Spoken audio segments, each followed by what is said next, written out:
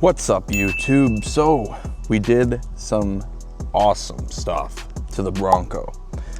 My wife and I, we recently went on a trip and we took it off-road, and it performed very well with the 2-inch spacer lift as well as the 35-inch Nexen all-terrain tires we did.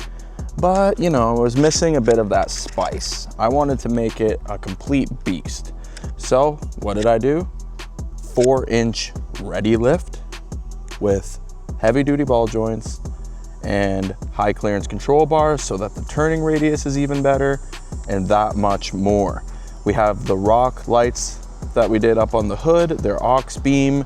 Let me take you through this vehicle and let's show you what we did and how it looks.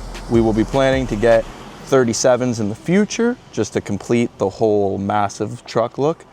Let's see if you guys can really spot the difference. I know in person it is humongous. This thing is a beast.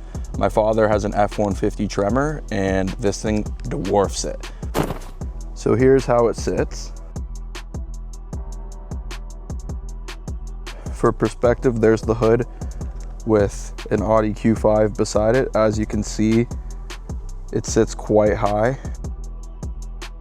A lot more ground clearance, which I'm very happy about.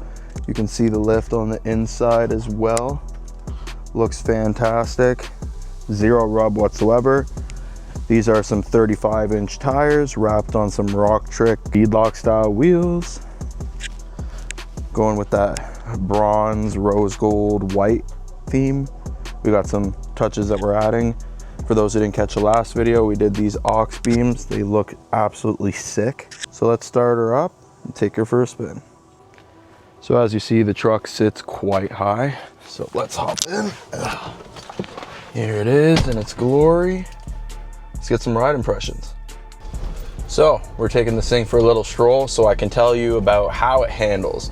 So one of my big concerns when doing a lift is you do sacrifice some ride quality, but I'm happy to report ReadyLift has this suspension dialed in.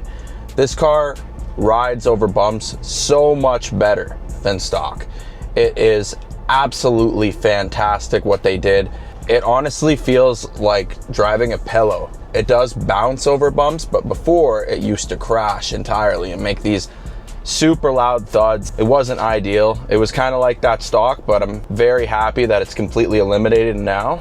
The car is an absolute beast and it's fun to really drive now. I know that when we plan to take it on other trips that we will off-road it, and it is a really fun car. Honestly, I think this is one of the best dailies that you can get, just due to the fact that it has ample power. This is the 2.3. I know there's a 2.7 even available. This does the trick pretty well.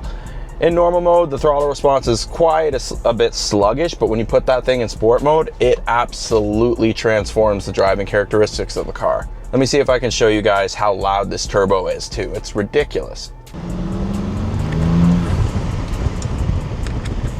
So just wanted to show you guys the difference between how the Tremor sits in this. As you can see with the step right here, it's quite drastic. It's not too hard to get inside the Tremor, but the Bronco, you have to do a full step up entirely. Let's take you around to the front.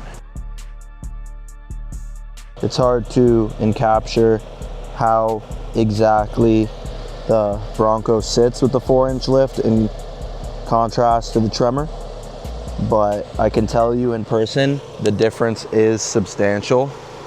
Let me see if I can show you guys estimating, but check this out. So here's the hood, and then on the Tremor, it would, yeah. These are the rock lights. It's honestly one sick rig.